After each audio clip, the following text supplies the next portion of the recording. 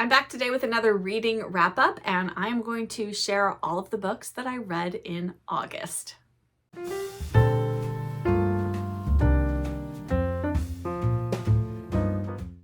Hello book friends, I'm Jen and welcome to my reading life and welcome to another reading wrap up video. And today we're going to wrap up all of the books that I read in August. Now, I know a few months ago I said I was no longer going to do monthly reading wrap-ups. I was just going to periodically wrap up the books I've read. But to be honest, the part of me that likes to follow the rules and dot all the I's and cross all the T's needs the structure of reviewing and wrapping up my books on a monthly basis. So I am going back to that because that is what works best for me, I think, but you don't know unless you try. And I thought maybe just having, a more loose parameter might make me feel less like I had to read a certain amount of books in a given month, but I still sort of think about my reading in monthly terms. And so I don't know that I was really doing myself any favors. So we're going back to monthly wrap-ups. And this is the one for August. There were a couple of books from my prior reading wrap-up, which I will have linked here in the cards and in the description box below, which you can check out if you want to see what books I read prior to this month. And there were a couple that I think I finished up in August that I shared in that video, but the remainder of the books, which I have quite a few books to share today, so August was a pretty good reading month for me. All of these were books that I read and finished during the month of August. I did have a couple of books that I didn't finish until the first few days of September, and I'm going to review those in my September wrap-up, so those will be coming at the end of this month. My tea is very, very hot today, so I am going to stop the chit-chat, grab yourself a cuppa, and let us get into discussing all the books I read in August. Whew, that was hot. I do love a hot cup of tea, but it can be hard to hold while I'm chatting with you all. I am going to structure this wrap up the way I normally do, where I start with the books I enjoyed the least or DNF'd or anything like that, and work my way up to my favorites of the month.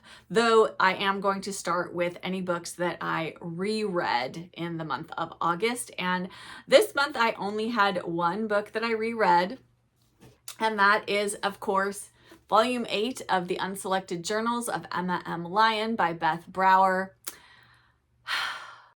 Thank you, first of all, to everybody who joined me in reading through the Emma M. Lyon books this year. I had so much fun doing this with you guys, and wrapping up Volume 8, if you were able to make it to my live stream, thank you so much for joining me and my special guests who came on to talk all things Emma M. Lyon.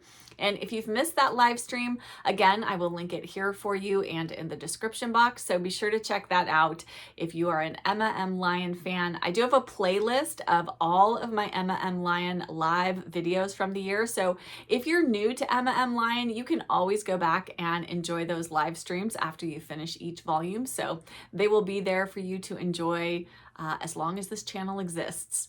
And Volume 8, again, I can't talk anything specific about this volume.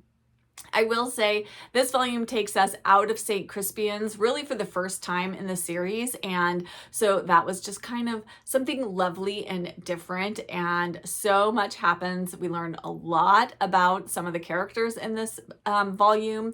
And it was pure delight. And I can't wait for Volume 9. Still no news on a release date as of today when I'm filming this, but I will keep you all posted. As soon as I know when Volume 9 is coming out, I will share that with all of you.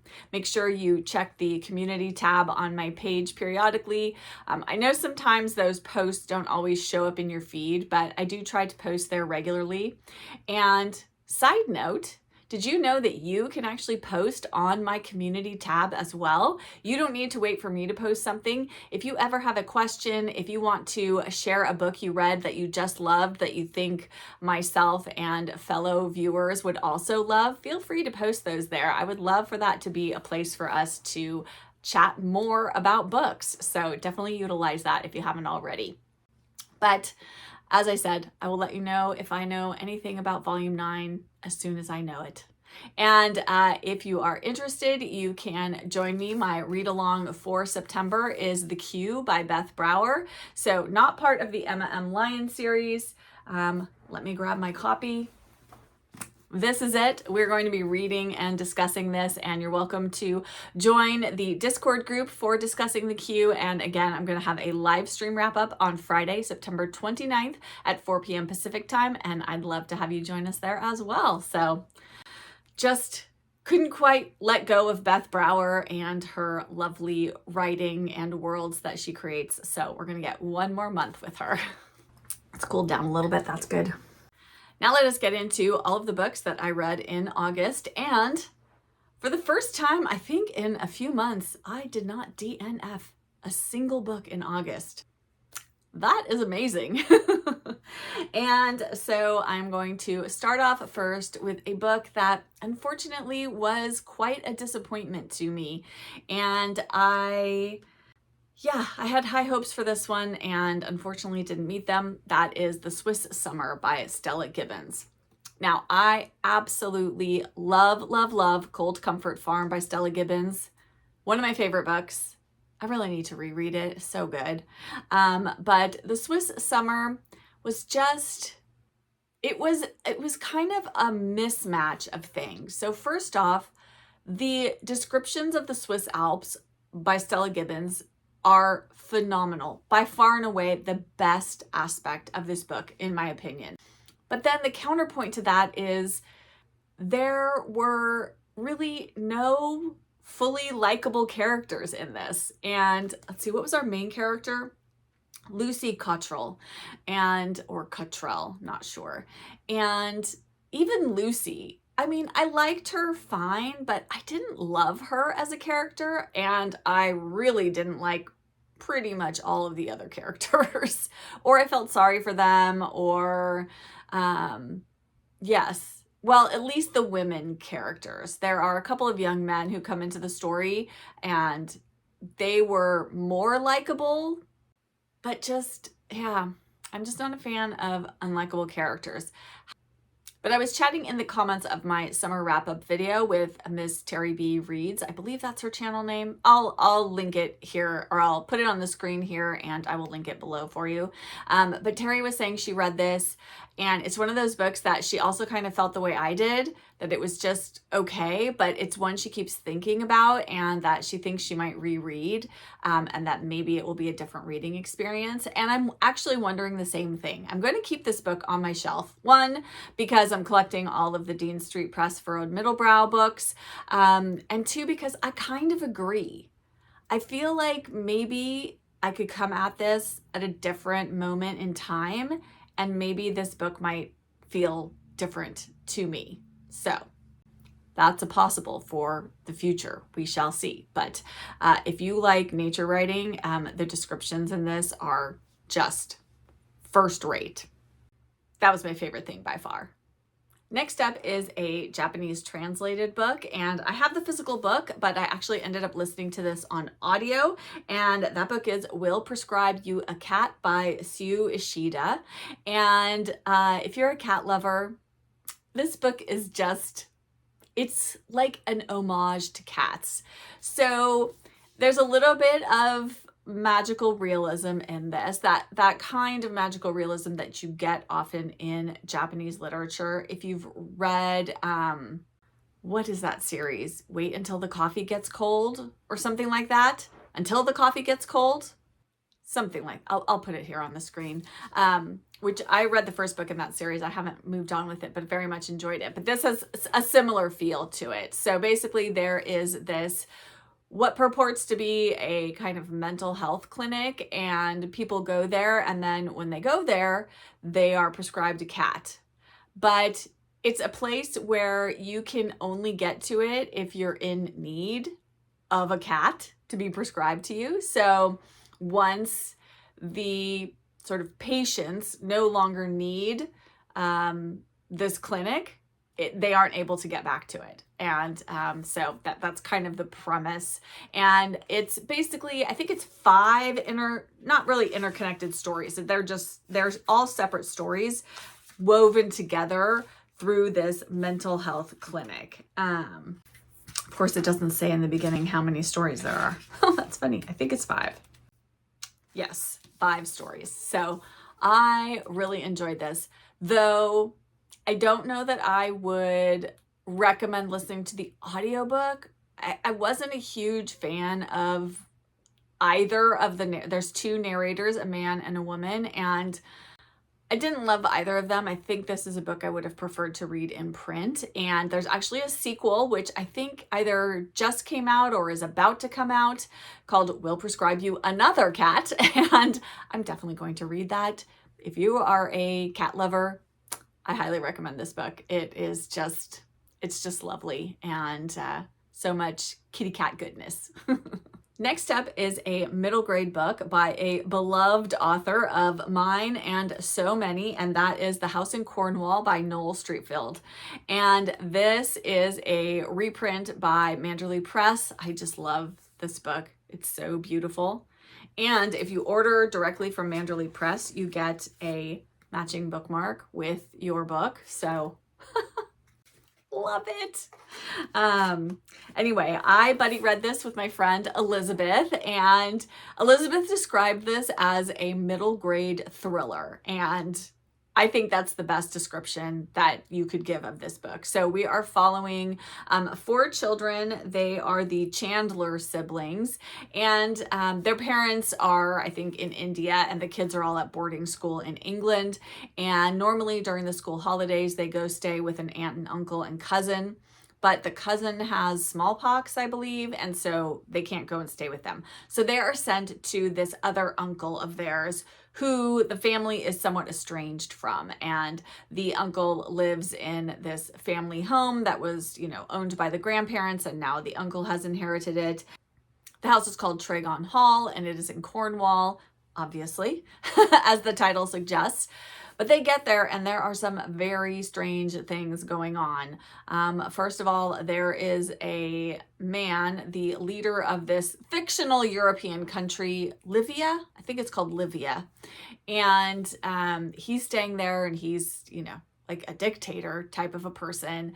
All of the servants are Livians as well. Very few of them speak English. So the kids are very isolated. There are no newspapers. There's no radio, nothing. And then they are told that, I believe it's the chauffeur or someone is living in this, like above the garages, and has typhoid, I believe, and so they're not to go near there. But then they hear a child crying from this building, and they decide to investigate, and we go from there. So this was just a very fun, quick little read, and I couldn't turn the pages fast enough. It definitely felt very propulsive, as a thriller does, but, done in a way for children. So there's nothing, there feels like a little bit of danger, but it doesn't feel overwhelming in any way. I very much enjoyed this. I think Noel Streatfeild does sibling dynamics and children's relationships to one another so well, and that is in full evidence here in this book. So if you like that aspect of middle grade books, definitely give this one a read. It's nowhere near as wonderful as Ballet Shoes, but it was very, very fun. I very much enjoyed it, and I'm so glad I read it. And Elizabeth, thank you for buddy reading it with me. That was very fun. So, this cover is just gorgeous. Next up is another book that I buddy read, another middle grade book that I buddy read. I buddy read this with my subscriber Jen, and we read Until Tomorrow, Mr. Marsworth by Sheila O'Connor. And this is an epistolary middle grade book, and it is set during the Vietnam War in the US, sort of in middle America. And we are following these 3 siblings who are staying with their grandmother for the summer. Their mother has passed away, and their father is off in another city doing work, and so the kids are staying with the grandmother for the summer. So we are following young Renee Kelly. She is our main character, and she gets a paper route for the summer, which is unusual for girls at this time in this small town, but she does get one. And one of the customers on her route is Mr. Marsworth, and he is sort of a recluse. And she begins writing to him. She starts leaving him notes, and at first he doesn't respond, but she keeps writing, and finally he does, and they strike up a correspondence. And Renee is very concerned with her oldest brother, who is of draft age, and she doesn't want him to get drafted to go to Vietnam. She has a pen pal, something they did through school, or the kids all got a pen pal of a soldier in Vietnam.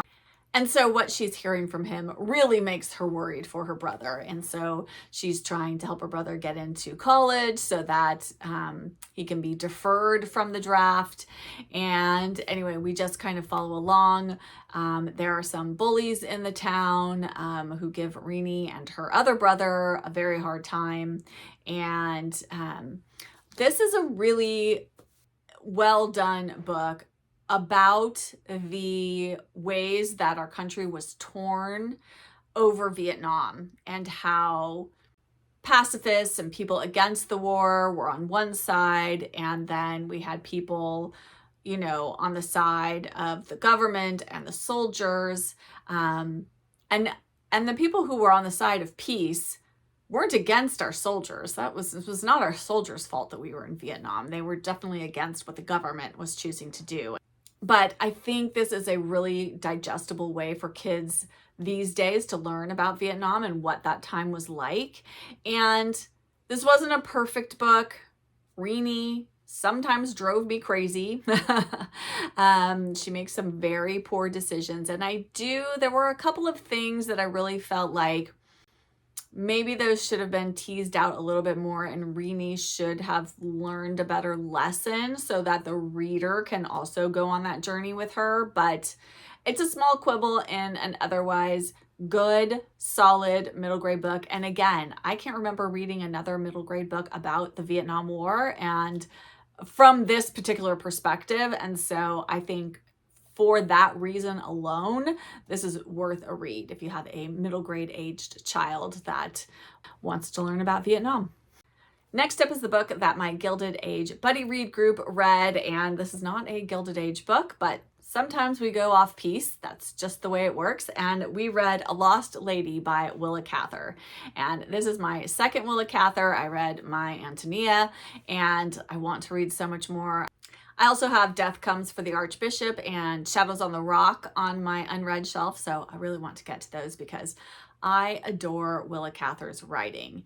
And in this story, which is very short, novella length story, we are following Neil Herbert, and he is a young man in a small town on the Western Plains, of course, and he becomes sort of fixated on this woman, Mrs. Forrester, who's married to a fairly wealthy man, and she's very beautiful, and she's quite a bit younger than he is, and so we sort of follow along with what happens to her and what happens to Neil, and there's just so much to kind of digest in this one. But it was funny because the first half of this book, I was just kind of going along and just letting Willa Cather's writing kind of wash over me and just enjoying it purely in that way.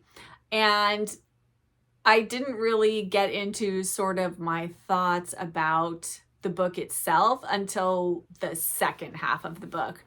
And that was all to the betterment of my reading experience. I think sometimes you just need to read a book and just enjoy it and not analyze it to death. You know, sometimes that's an enjoyable reading experience. And I think you can do that with classic novels, older novels, modern classics. I think, any book can lend itself to just being an enjoyable read. And so, but it was so fun to listen to all of my buddy reading friends discussing their thoughts on it. And then when we got to the second half, I really felt sort of more drawn into thinking about the book and the story analytically.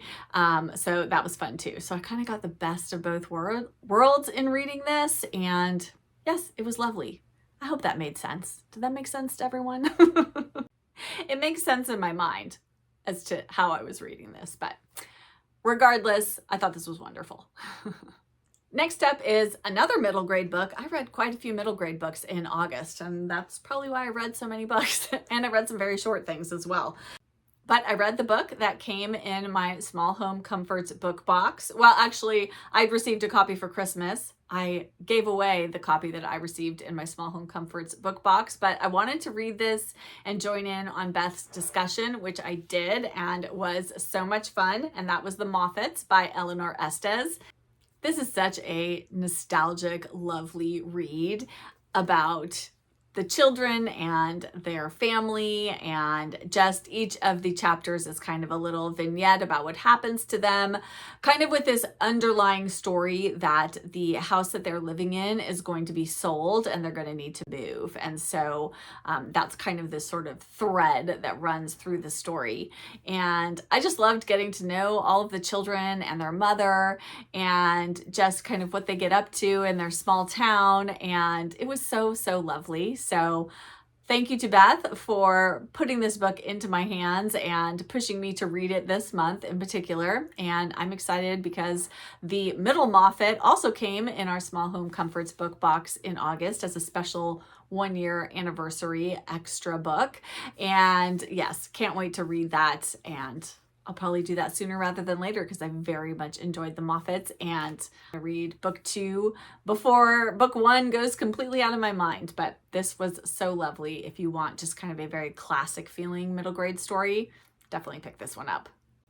And in a very similar vein, with that very sort of classic, nostalgic middle grade feel to it, was another middle grade book that I read in August that I actually buddy read with Beth from Small Home Comforts. We read this one together.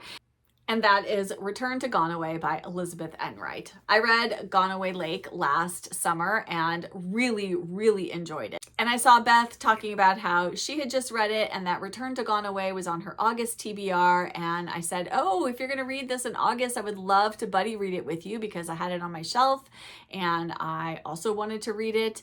And she said, of course. And so I am so, so glad that we buddy read this. I think I loved this one even more than the first book, which I very much enjoyed. But this one, our main character, Portia, and her family move into this house that the kids discover in the first book. And so this book is all about them moving into this kind of old crumbling house that's still like full of all the furniture that was left in it and kind of discovering it. And it's very domestic in its feel. And there's lots of talk about cleaning the house and getting it set up. And I wish I'd read this as a kid because I loved things like that as a kid.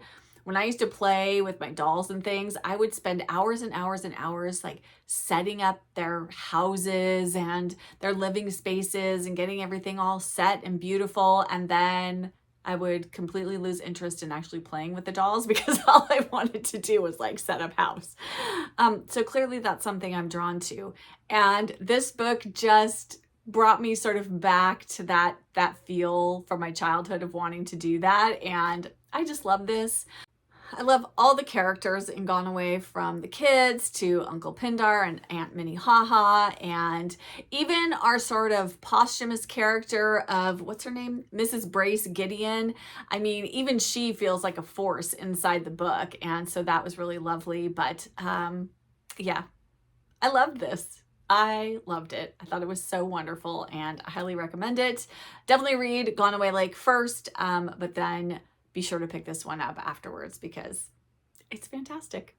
Next up is Sarah's Cottage by D.E. Stevenson. This is the sequel to Sarah Morris Remembers. I reviewed this in my last reading update video. So if you want to hear my thoughts on Sarah Morris Remembers, you can go check that out. I will link it here and in the description box below. I very much enjoyed the sequel, Sarah's Cottage, which just continues Sarah's story. This wasn't quite as good for me as Sarah Morris Remembers, only because I felt like the ending came on really quickly. Like suddenly, boom, it just wrapped up and I was actually surprised that it was over, and I had to check my audiobook to make sure that I wasn't missing something or it hadn't just stopped playing. I really would have wanted more of Sarah. I wish D.E. Stevenson had even written a third book about her. I would definitely have read that.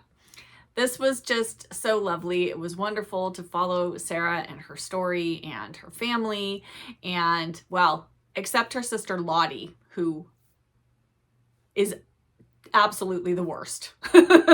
Just the worst. But she's one of those characters you sort of love to hate. Oh, Lottie. Lottie needed a good talking to. I really wanted someone to give that to her. But there you have it. So Sarah's Cottage, I definitely recommend it, but read Sarah Morris Remembers first for sure. And that was definitely my favorite of this duology, but can't go wrong with D.E. Stevenson. Down to my final 3 books of August, and these were my 3 favorite books that I read. And first up is the book we read for the Cozy Reader Book Club, which was Fresh from the Country by Miss Reed. And this is the story of our young main character, Anna Lacey, and she's grown up in the countryside, but she has moved into a town now that she's gotten her teaching certificate, and we are following along with her first year of teaching school. And the school is very overcrowded, and there's really too many kids in her class. And we just follow along with all of the things she has to deal with, meeting new coworkers and the principal of the school, or headmistress, or I forget what she's called exactly, and just kind of the politics of being a teacher in a school and dealing with the kids and the parents and just all that goes along with that. And just her sort of missing living in the country and this kind of feeling of coming to this modern town that's being modernized, and sort of how disenchanting that is. And I really, really enjoyed this very much. Not everybody in the Cozy Reader Book Club loved this one, though I think most people enjoyed it overall, even if it wasn't a favorite, but I loved it. I thought it was fantastic, and I need to get back to reading more Miss Reed. I need to get on with Fairacre and start Thrush Green. Because I know it's got lots of stuff about school and school teachers, and I'm here for it. So love this. Definitely recommend it if you are looking for a standalone Miss Reed book. And then next up, I was in the mood for something just kind of light and frothy, and that is Right Ho Jeeves by P.G. Wodehouse. Editing Jen popping in here to say thank you to everyone who voted for me to read this P.G. Wodehouse book. This is why I read this book this month, is because you all voted on it. I had 3 books off of my unread shelf, and P.G. Wodehouse was the winner, and I'm so glad that I finally read it. So thank you everyone for voting on this, and it completely slipped my mind to mention that when I was originally recording this video. Apologies, but now you can hear what I thought about it. It was just such a delight to be back with Jeeves and Worcester and follow along with all of the antics that they get up to. I mean, I laughed out loud so many times in this, and yes, Birdie tries to sort of play a bit of matchmaker, and let's just say it doesn't go well. But luckily he has Jeeves to come in and save the day for him. So all works out as it always does in a Wodehouse book, but I just loved it. So much fun, and need to read another Jeeves and Worcester soon. And I also want to get back to Blanding's Castle because I very much enjoyed the first book in that series, so I need to continue on with it. But yeah, highly recommend Wodehouse if you just need something very light and laugh out loud. And finally, my very, very favorite book of August is the final book in a series that I absolutely love, and that is Dear Miss Lake by A.J. Pierce. And this is the 4th book in the Emmy Lake series, which begins with Dear Mrs. Bird. It was just so wonderful to be back with these characters and with Emmy, and to wrap up their storylines and see how everything turns out.